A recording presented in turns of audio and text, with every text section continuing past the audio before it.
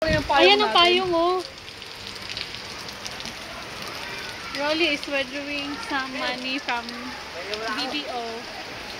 Kasi po, as in, lubog na po ang Malate. Buong Manila po yung lubog. As in, sobrang nag-enjoy kami. Then, we're heading to Cavite.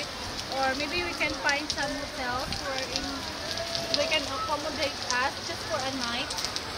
Sobrang grabe. Sobra. Yun po yung mga tao na yan. Sila yan.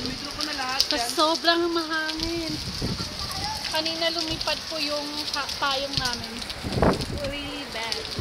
As in, we are really suffering a tremendous punishment from God.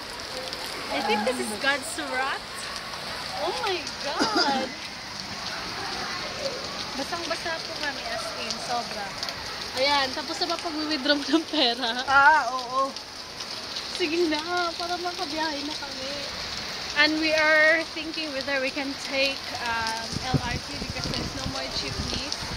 As you can see, motorcycles. And you can see the pedicab. And the people there. We are in front of Jollibee.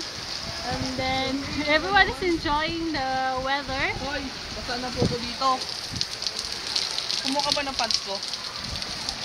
Hoy, kumuha